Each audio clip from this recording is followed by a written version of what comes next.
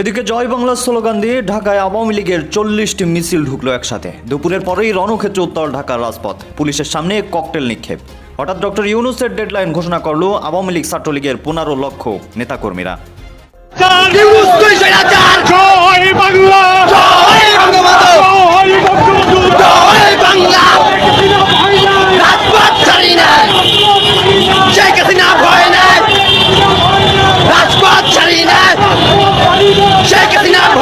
জামায়াত আপনাকে ক্ষমতায় বসিয়েছে বলেই তাদেরকে আপনি দেশটাকে আবার পাকিস্তানের প্রদেশ বানানোর জামায়াতি পরিকল্পনার অংশ হয়ে গেলেন।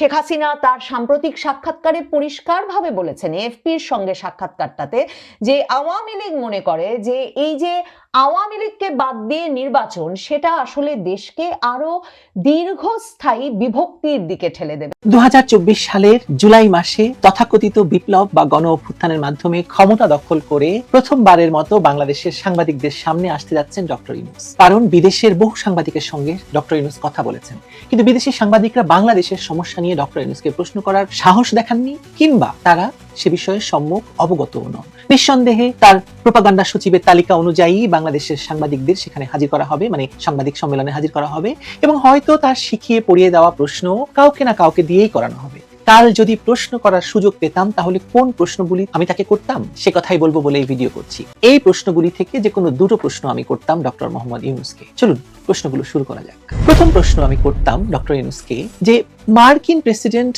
ট্রাম্প বলেছেন বাংলাদেশে সরকার পরিবর্তনে অন্তত $29 মিলিয়ন খরচ হয়েছে আমেরিকার জনগণের দেওয়া ট্যাক্সের পয়সা থেকে। বাংলাদেশে কারা কারা সে অর্থ পেয়েছেন তাও প্রেসিডেন্ট ট্রাম্প উল্লেখ করেছেন। এত অল্প পয়সা একটি দেশের রেজিম চেঞ্জ করা যায়? আপনার কি মনে হয় ডক্টর ইউনূস? 2 নাম্বার প্রশ্ন আমি তাকে করতাম, এখন আবার মার্কিন জাতীয় গোয়েন্দা পরিচালক তুলসি গ্যাবার্ড বলেছেন যে দশকের পর দশক ধরে আমাদের পররাষ্ট্রনীতি সরকার পরিবর্তন বা রেজিম চেঞ্জ বা জাতি গঠনে এক ধরনের ব্যর্থ চক্রে আটকে ছিল। এটি ছিল সবার জন্য প্রযোজ্য এমন একটি নীতি যেখানে সরকার উৎখাত করা, অন্য দেশে আমাদের শাসন ব্যবস্থা চাপানোর চেষ্টা করা এবং তেমন জানাশোনা ছাড়াই নানা সংঘাতে হস্তক্ষেপ করা এবং মিত্রের চেয়ে বেশি শত্রু তৈরি করে চলে আসা। এমন নীতির কারণে যুক্তরাষ্ট্রের ট্রিলিয়ন ডলার ব্যয় হয়েছে, অগণিত মানুষের প্রাণহানি হয়েছে এবং অনেক ক্ষেত্রে বৃহত্তর নিরাপত্তার হুমকি তৈরি হয়েছে। আইএস এর মতো বা ইসলামিক স্টেটের মতো ইসলামপন্থী সন্ত্রাসী গোষ্ঠীগুলোর উত্থান হয়েছে। দেখুন তো তুলসী গ্যাবার্ডের এই বক্তব্যের সঙ্গে বাংলাদেশের বর্তমান পরিস্থিতি হুবহু মিলে যায় কিনা? বাংলাদেশেও কিন্তু জুলাই সন্ত্রাসে অর্থ দিয়ে, অস্ত্র দিয়ে শেখ হাসিনার সরকারকে ফেলে দিয়ে বাংলাদেশকে একটি জঙ্গি রাষ্ট্র হিসেবে প্রতিষ্ঠা করা হয়েছে বলে অভিযোগ উঠেছে। আপনি কি এই অভিযোগ অস্বীকার করবেন? আর তুলসী গ্যাবার্ড তথা মার্কিন এই নীতি যদি পরিবর্তন হয়ে থাকে তাহলে বাংলাদেশের এখন কি হবে? সরকার তো ফেলে দিয়েছেন আপনারা। 3 নাম্বার, সর্বশেষ ভারত মার্কিন প্রতিরক্ষা চুক্তির ফলে দক্ষিণ এশিয়ার এই অঞ্চলে মার্কিন স্বার্থ রক্ষায় ভারতকে যদি একচ্ছত্র অধিকার দেওয়া হয়ে থাকে তাহলে আপনার কি হবে? আপনি তো ক্ষমতায় আসার আগেই তাদের 7 সিস্টারকে নিয়ে সুহাসিনী হায়দারকে দেওয়া সাক্ষাৎকারে হুমকি দিয়ে রেখেছিলেন এবং আপনার বিখ্যাত যে ফটো অ্যালবাম নিয়ে আপনি 14 বার বিদেশ সফর করে দেশে দেশে সেটি বিলি করে আসলেন, সেখানেও ভারতের অংশকে বাংলাদেশের অংশ বলে দাবি করার অভিযোগ এনেছে ভারত। ভারত মার্কিন মিলমিশ হয়ে গেলে আপনি কি তাহলে আম দুধের মিশে যাওয়ার পর আমের আটি হিসেবে রয়ে গেলেন কিনা? 4 নাম্বার কোশ্চেন। আচ্ছা, বিদেশ বাদ দেই, দেশে ফিরি।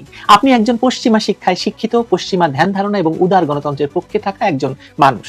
আপনি ব্যক্তিগতভাবে ধর্মনিরপেক্ষ এবং LGBTQ অধিকারের পক্ষে লড়া একজন মানুষ। কিন্তু আপনি এখন যাদেরকে নেতৃত্ব দিচ্ছেন তাদের সঙ্গে তো আপনার এই উদার গণতান্ত্রিক ধর্মনিরপেক্ষ চরিত্রের কোনো মিল মিশেল নেই। শুধুমাত্র হাসিনাকে শেষ করে দেওয়ার জন্যই কি আপনার এই 380 ডিগ্রি দিগবাজি, নাকি আপনিও মনে মগজে মৌলবাদী আর পশ্চিমা এইডের জন্য উদার গণতন্ত্রী সাজটা ধরে রাখতেন? 5 নাম্বার। বুঝেছি আগের প্রশ্নটা কঠিন হয়ে গিয়েছে, একটু সোজা প্রশ্ন করি। আপনার হাত ধরেই দেশটির মানে বাংলাদেশের রাষ্ট্র চরিত্র বদল হয়ে একটি উদার গণতান্ত্রিক এবং ধর্মনিরপেক্ষ চরিত্র থেকে বদলে গিয়ে একটি কট্টর নারী বিদ্বেষী মৌলবাদী জঙ্গি রাষ্ট্র হিসাবে বাংলাদেশ নাম লেখাতে যাচ্ছে। ইতিহাস আপনাকে সেজন্য দোষী করলে আপনি কি ইতিহাসকে দোষ দিতে পারবেন? 6 নাম্বার প্রশ্ন। আপনি মুখে কিংবা প্রকাশ্যে কোনোদিন মুক্তিযুদ্ধের কথা বলেছেন বলে কেউ শোনেনি। আপনি কোনোদিন জাতীয় স্মৃতিসৌধে যাননি ফুল দিতে, মানে এই ক্ষমতা নেওয়ার আগে আর কি। তারপরও আপনাকে আমরা ধরেই নিতাম যে আপনি মুক্তিযুদ্ধ, স্বাধীনতা, সার্বভৌমত্বের অবমাননা হতে দেবেন না। ওমা, আপনার হাত ধরে মুক্তিযুদ্ধ, স্বাধীনতা, সার্বভৌমত্ব এসব তো গেলই, আপনার মাধ্যমে বঙ্গবন্ধু সহ জাতীয় বীরেরা চরমভাবে নিগৃহীত হলো। জীবন সায়ান্নে এই মহাপাতকের কাজটি আপনি কেবল ক্ষমতার জন্য করলেন? কারণ যুদ্ধাপরাধী জামায়াত আপনাকে ক্ষমতায় বসিয়েছে বলেই তাদেরকে আপনি দেশটাকে আবার পাকিস্তানের প্রদেশ বানানোর জামায়াতি পরিকল্পনার অংশ হয়ে গেলেন। 7, দুঃখিত বেশি আক্রমণাত্মক হয়ে গেছে আগের প্রশ্নটি, একটু সহজ প্রশ্ন করি আপনাকে। 1/11 সময় আপনি সরাসরি ক্ষমতা না নিলেও পেছন থেকে ক্ষমতা চালাচ্ছিলেন। লোকে বলে -2 থিওরি আপনার মাথা থেকে এসেছিল, আপনার শাগরিদদের দিয়ে আপনি এই থিওরি বাস্তবায়ন করতে চেয়েছিলেন, পত্রিকায় কলামও লিখিয়েছিলেন। -2 বলতে শেখ হাসিনা এবং বেগম জিয়া দুজনকেই রাজনীতি থেকে বিদায় করার প্রকল্প বোঝায়, তাই তো? আপনি তো সেই পরিকল্পনা থেকে সরে আসেননি, তাই এবার শেখ হাসিনাকে দেশ ছাড়া করে এখনো পর্যন্ত তাই তারেক রহমানকে আসতে দেননি দেশে। বেগম জিয়া তো এখন আর হিসাবের মধ্যে নেই, ব্যাপারটা কি এরকম? আর তারেক জিয়াকে এখনো পর্যন্ত দেশের বাইরে রেখে এই যে আপনি লন্ডনে এত টাকা খরচ করে 38 লাখ টাকা প্রতি রাতে আপনি আপনার শোবার ঘরের জন্য ব্যয় করে যে বৈঠক করে তারেক জিয়াকে লোভ দেখালেন, তারেক জিয়াকে দেশে আসতে না দিয়ে আপনি কি তারেক রহমানের রাজনৈতিক ক্যারিয়ারটাও শেষ করে দিলেন না? তারেক রহমানের সাথে বা বিএনপির সাথে আপনি এই কাজটি কেন করলেন? 8 নম্বর প্রশ্ন। আপনি রাজনীতির লোক না বলে থাকেন, কিন্তু 1/11-তে সুযোগ পেয়ে প্রথমেই রাজনৈতিক দল খোলার তোড়জোড় শুরু করেছিলেন। এবারও ক্ষমতা পেয়েই আপনি আপনার তরুণ সন্ত্রাসীদের দিয়ে রাজনৈতিক দল খুলে দেশের সেনাবাহিনীকে নিযুক্ত করলেন তাদের দারোয়ান হিসেবে। কি মনে হয় আপনার রাজনৈতিক দল খোলার এই প্রজেক্ট বারবার ব্যর্থ হয় কেন? দেশের মানুষ কি আপনাকে চায় না? 9 নাম্বার, কিন্তু আর বেশি প্রশ্ন করব না, দুটো মাত্র প্রশ্ন করব। যে মেটিকুলাস ডিজাইনের কথা আপনি বিস্ময় বললেন, সেই মেটিকুলাস ডিজাইনের খেলা তো জাতি দেখে ফেলেছে। এই ডিজাইনের শেষ পর্যায়ে এসে গোটা রাষ্ট্রই এখন গিলে ফেলতে বসেছে যুদ্ধাপরাধী, রাজাকার, জঙ্গি এবং উগ্রবাদী শক্তি। আপনি কি এটাই চেয়েছিলেন? এটাই কি আপনার মেটিকুলাস ডিজাইন? আবার সেই পুরনো প্রশ্নটা করি, বাংলাদেশের এত বড় ক্ষতিটা আপনি কেন করলেন? শুধুমাত্র শেখ হাসিনার উপর বিদ্বেষের বশে আপনি দেশটাকে এভাবে ব্যর্থ রাষ্ট্রে পরিণত করলেন? 10 এবং শেষ প্রশ্ন। আপনি মুখে গণতন্ত্রের কথা বলেন, কিন্তু আপনি একটি অবৈধ অনৈতিক সরকারের প্রধান হিসেবে দায়িত্ব নিয়েছেন এবং আপনার সকল সিদ্ধান্ত, সকল সই বা সিগনেচার সবকিছু অনৈতিক এবং জালিয়াতির দোষে দুষ্ট, কারণ আপনারা এখনো কোনো প্রমাণ দেখাতে পারেননি। হাইকোর্টের বা আদালতের যে নির্দেশের কথা বলেন বা রেফারেন্সের কথা বলেন, তার কোনো প্রমাণ আপনারা দেখাতে পারেননি। আপনি আর কিছুদিনের মধ্যেই 90 হয়ে পড়বেন বা 90-এ পড়বেন। তার মানে আপনার এই অপকর্মের দায় নিয়েই হয়তো আপনাকে এই পৃথিবী ত্যাগ করতে হতে পারে। দুঃখিত আবারও আপনাকে একটি কঠিন সত্য বলার জন্য, কিন্তু এটা তো বাস্তব। আপনাকে দেশের মানুষ বলে সুদখোর মহাজন, সেই সঙ্গে আপনি সারা বিশ্বে পরিচিত হবেন একজন অবৈধ ক্ষমতা দখলকারী হিসাবে। আপনি শান্তিতে মৃত্যুবরণ করতে পারবেন তো? এই 10টি প্রশ্ন আমার একার নয়, আমি নিশ্চিত আপনারা যারা এই ভিডিওটি দেখছেন তাদের মনেও এই 10টি বা আরো এরকম অসংখ্য প্রশ্ন দেখা দিয়েছে এবং আপনারা সেই প্রশ্ন করতে চান। আমি জানি আমার পক্ষে তো সম্ভবই নয়, আমি তো সেখানে দাওয়াত পাবো না, কিন্তু প্রশ্নটি আমি জনগণের কাছে বা আপনাদের কাছে দিয়ে রাখলাম। যদি ইউনূস মহাজনের নজরে পড়ে একটি প্রশ্নের উত্তর তিনি দেন, খুশি হব। জাতিসংঘ যেগুলোকে নির্বাচনী সহযোগিতা দেওয়ার ক্ষেত্রে তাদের নীতি হিসেবে চিহ্নিত করে, যেগুলো সাধারণ পরিষদ অনুমোদন করে, জাতিসংঘ সনদে যা যা বলা আছে তার সবগুলোকে এবারের নির্বাচন, ফেব্রুয়ারিতে বাংলাদেশে যে নির্বাচন হতে যাচ্ছে, তা প্রশ্নবিদ্ধ করে এবং সেগুলোর একটি শর্ত ফেব্রুয়ারির নির্বাচনে পূরণ হচ্ছে না। শেখ হাসিনা তার সাম্প্রতিক সাক্ষাৎকারে পরিষ্কারভাবে বলেছেন, এফপির সঙ্গে সাক্ষাৎকারটাতে, যে আওয়ামী লীগ মনে করে যে এই যে আওয়ামী লীগকে বাদ দিয়ে নির্বাচন, সেটা আসলে দেশকে আরো দীর্ঘস্থায়ী বিভক্তির দিকে ঠেলে। গণমাধ্যমগুলোতে যে সাক্ষাৎকার দিয়েছেন সেখানে পরিষ্কার করেই বলেছেন যে তার দল আওয়ামী লীগের অংশগ্রহণ ছাড়া বাংলাদেশে ফেব্রুয়ারির নির্বাচন অনুষ্ঠিত হলে সেই নির্বাচনটি কিছুতেই গ্রহণযোগ্য হবে না, কারণ সেখানে তার দলের লাখ লাখ কোটি কোটি মানে মিলিয়ন্স অফ ভোটার্স অংশ নেবে না, সকলে গণবয়কট করবে এবং সেই গণবয়কটের মুখে নির্বাচনটি গ্রহণযোগ্যতা পাবে না, আর যারা নির্বাচিত হবে তারাও কোনো ইলেকটোরাল লেজিটিমেসি বা নির্বাচনী বৈধতা পাবে না।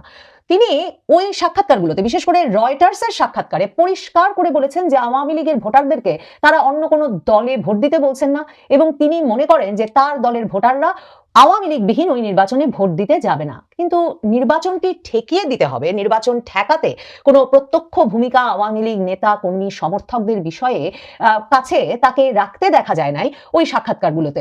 তবে আওয়ামী লীগ যে নির্বাচনটিকে অগ্রহণযোগ্য করে তুলতে বিরামহীন কাজ করে যাওয়ার সিদ্ধান্ত নিয়েছে, অন্তত আন্তর্জাতিক পরিসরে, সেটা ক্রমেই খুব পরিষ্কার হয়ে উঠছে। গত কিছুদিন ধরে শেখ হাসিনার আন্তর্জাতিক গণমাধ্যমের সঙ্গে সাক্ষাৎকারগুলোতে তো বটেই, গত কিছুদিন ধরে শেখ হাসিনা, আওয়ামী লীগের নেতারা অত্যন্ত সক্রিয় হয়ে উঠেছেন আন্তর্জাতিক পরিসরে। তাদের প্রতি যে অন্যায় বা অবিচার করে তারা মনে করেন যে দলটিকে নিষিদ্ধ করে দেওয়া হয়েছে এবং তাদের নেতাকর্মীদের বিষয়ে যে গণগ্রেফতার, মামলা, হামলা, ভয়াবহ নির্যাতন চলছে, সেই বিষয়টি। এবং তারা মনে করছেন যে অন্যদিকে আন্তর্জাতিক পরিসরে জাতিসংঘ সহ বিভিন্ন প্রতিষ্ঠান যে বয়ান বা যে সমর্থন হাজির করেছে ইউনূস সরকারের প্রতি, এই প্রত্যেকটি বিষয়ে তাদের প্রশ্ন তোলা জরুরি হয়ে পড়েছে। এবং এর আগে আমরা দেখেছি যে সাবেক পররাষ্ট্রমন্ত্রী একে আব্দুল মোমেন তিনি জাতিসংঘ মহাসচিবকে সরাসরি চিঠি লিখেছেন। তিনি দীর্ঘ সময় জাতিসংঘ স্থায়ী প্রতিনিধি হিসেবে কাজ করেছেন এবং তিনি জাতিসংঘকে চিঠি লিখে বলেছেন যে জাতিসংঘ মানবাধিকার হাই কমিশনারের দপ্তর মানে ভলকার টুর্কের দপ্তর বাংলাদেশের জুলাই আগস্ট ঘটনা নিয়ে যে প্রতিবেদন তৈরি করেছে সেটা এত একপেশে কেন, এতটা ইউনূস সরকারের প্রতি পক্ষপাত দোষে দুষ্ট কেন, সেটা এখন জাতিসংঘ মহাসচিবের দ্রুত তদন্ত করে দেখা উচিত। কারণ তিনি প্রশ্ন তুলেছেন যে কি করে সেই প্রতিবেদনে জুলাই আগস্ট আন্দোলনকারীদের ভয়াবহ সহিংসতার কথা নাই, কি করে সেই প্রতিবেদনে পুলিশ হত্যার কথা নাই, কি করে সেই প্রতিবেদনে রাষ্ট্রীয় সম্পদে যে ধ্বংসযজ্ঞ চালানো হয়েছে জুলাই আগস্ট আন্দোলনের সময় সেই বিষয়গুলো কি করে নাই।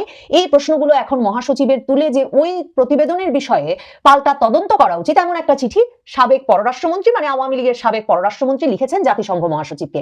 এর মধ্যে আওয়ামী লীগ প্রখ্যাত British law firm Doughty Street Chambers, বিখ্যাত ব্রিটিশ আইনজীবীদের ফার্ম, সেটিকে দিয়ে আইসিসিতে মানে আন্তর্জাতিক অপরাধ আদালতে এমন তদন্তের আহ্বান জানিয়েছে যেখানে তারা বলেছে যে আওয়ামী লীগের নেতা কর্মীদের ওপর যে ভয়াবহ অত্যাচার চলছে 2024-এর আগস্টের পর থেকে সেটার তদন্ত করতে আন্তর্জাতিক অপরাধ আদালতের স্বতঃপ্রণোদিত হয়ে ভূমিকা নেওয়া উচিত। কারণ ইউনূস সরকার বা বাংলাদেশের বর্তমান সরকার সেই বিচার, সেই তদন্ত, সেই প্রতিকার কখনো করবে না যেখানে এরই মধ্যে ডাউটি স্ট্রিট চেম্বার্স দাবি করেছে 400-র বেশি আওয়ামী লীগ নেতাকর্মীকে হত্যা করা হয়েছে 2024-এর আগস্টের পর থেকে। সেখানে দলিলাদি সরবরাহ করে ভয়াবহ নির্যাতনের ঘটনা, গণপিটুনিতে হত্যার ঘটনা, কারা হেফাজতে মৃত্যুর ঘটনা এসব তুলে ধরা হয়েছে আন্তর্জাতিক অপরাধ আদালতকে সক্রিয় করতে। এখন আবার নির্বাচন ঠেকাতে, নির্বাচনে জাতিসংঘের সহযোগিতা ঠেকাতে আওয়ামী লীগের তরফে চিঠি পাঠানো হয়েছে জাতিসংঘে এবং জাতিসংঘের উন্নয়ন কর্মসূচি মানে UNDP, United Nations development programme, ইউএনডিপির বাংলাদেশ প্রতিনিধিকে চিঠি পাঠিয়ে আওয়ামী লীগের তরফে প্রশ্ন তোলা হয়েছে যে ফেব্রুয়ারির যে নির্বাচনে একটা বিরাট অংশের জনগণকে অংশগ্রহণই করতে দেওয়া হচ্ছে না, যেখানে তাদের ভোটাধিকার কেড়ে নেওয়া হচ্ছে কারণ তারা যে দলের সমর্থক সেই দলের নেতাকর্মীদের সেই নির্বাচনে অংশগ্রহণ করতে দেওয়া হচ্ছে না। এমন একটা নির্বাচনে জাতিসংঘ উন্নয়ন কর্মসূচি ইউএনডিপি কি করে তহবিল সরবরাহ করছে, কি করে এরকম একটা নির্বাচনে তারা সহযোগিতার ভূমিকা নিচ্ছে, এই প্রশ্ন তুলে বাংলাদেশ আওয়ামী লীগের 23 বঙ্গবন্ধু অ্যাভিনিউ ঢাকার প্যাডে মানে যেই অফিসটি 2024-এর 5ই আগস্ট থেকে দখল হয়ে গেছে, বাংলাদেশ আওয়ামী লীগের দখলে আর নাই, তো সেই 23 বঙ্গবন্ধু অ্যাভিনিউয়ের বাংলাদেশ আওয়ামী লীগের দফতরের ঠিকানা ব্যবহার করে সেই দফতরের প্যাডে আওয়ামী লীগ ইউএনডিপির বাংলাদেশ অফিসে চিঠি পাঠিয়ে প্রশ্ন করেছে যে ইউএনডিপি ব্যালট নামে একটা প্রকল্প খুলে যে ফেব্রুয়ারি নির্বাচনে সহযোগিতা করতে যাচ্ছে সেটা তারা কিসের ভিত্তিতে করছে। কারণ জাতিসংঘের একেবারে প্রধান এবং প্রথম শর্ত এবং প্রতিশ্রুতি হচ্ছে জাতিসংঘ সনদের, ইউএন চার্টারের, যে জাতিসংঘ ইম্পার্শিয়ালিটি, নিরপেক্ষতা, পলিটিক্যাল ইনক্লুসিভিটি, রাজনৈতিক অন্তর্ভুক্তি এবং মৌলিক অধিকার ফান্ডামেন্টাল রাইটসের বিষয়ে সবচেয়ে গুরুত্ব দেবে। এই চিঠিটি জাতিসংঘ উন্নয়ন কর্মসূচির বাংলাদেশ প্রতিনিধি স্টিফেন লিলারকে পাঠিয়েছেন এই বাংলাদেশ আওয়ামী লীগের প্যাডে। বাংলাদেশ আওয়ামী লীগের সাবেক মন্ত্রী, শিক্ষামন্ত্রী, যিনি পেশায় আইনজীবী, ব্যারিস্টার অ্যাট ল, সুপ্রিম কোর্টের আইনজীবী মহিবুল হাসান চৌধুরী নওফেল, তিনি স্বাক্ষর করে।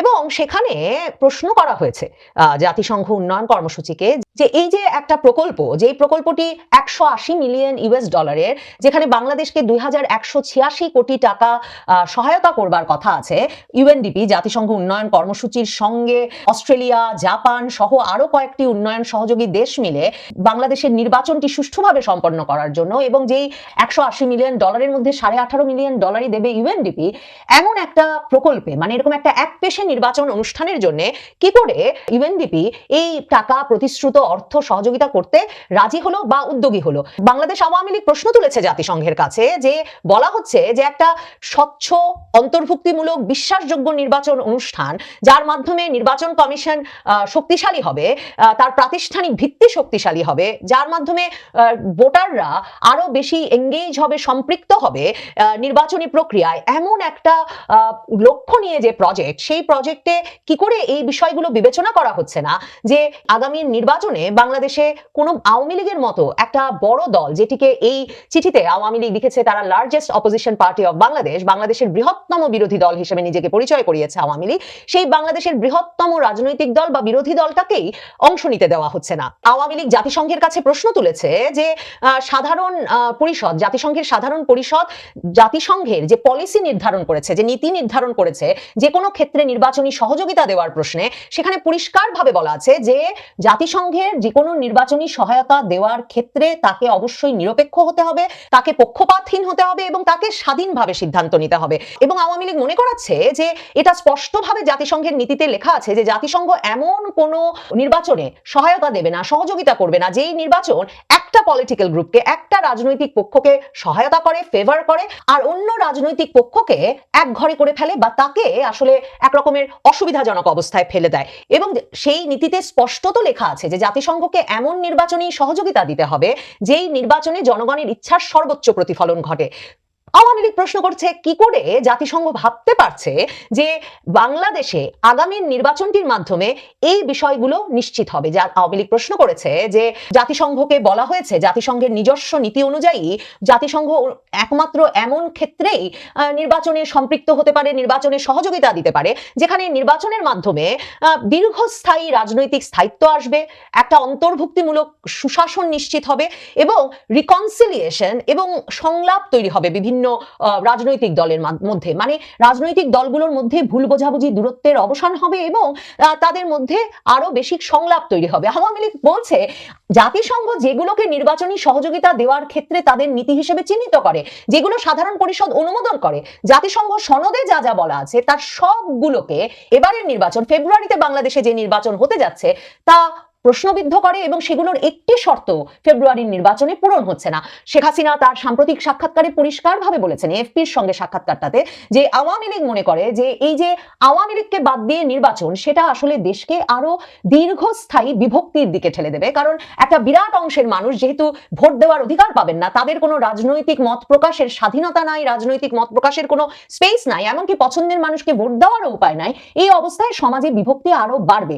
আওয়ামী লীগ তার প্যাডে লেখা 23 বঙ্গবন্ধু অ্যাভিনিউ এর প্যাডে লেখা এই বিষয়টা আসলে আমার কাছে খুব তাৎপর্যপূর্ণ মনে হয়েছে। এই যে 23 বঙ্গবন্ধু অ্যাভিনিউ এর প্যাডে বাংলাদেশ ইউএনডিপি অফিসে লেখা এই চিঠিতে আওয়ামী লীগ এই প্রশ্নটাও করেছে যে এই যে জাতিসংঘের যে সার্বজনীন মানবাধিকার সনদ, universal declaration of human rights, সেখানে তো পরিষ্কার করে বলা আছে যে সকল একটা দেশের সব মানুষের সেই দেশের সরকারে অংশ নেওয়ার অধিকার থাকবে এবং হয় তারা সরাসরি অংশ নেবে, না হলে তারা তাদের পছন্দ করা প্রতিনিধির মাধ্যমে অংশ নেবে। এবং আওয়ামী লীগ বলছে আওয়ামী লীগকে নির্বাচনে অংশগ্রহণ করতে না দেওয়ার মাধ্যমে একটা বিরাট অংশের জনগণকে তাদের মতামতের প্রতিফলন ঘটাতে যে বাধা দেওয়া হচ্ছে সেটা international covenant on civil and political rights ICCPR, যার উপর ভিত্তি করে আরেকটি যে সনদের উপর ভিত্তি করে জাতিসংঘ পরিচালিত হয়, সেই সনদটির একটা সরাসরি লঙ্ঘন।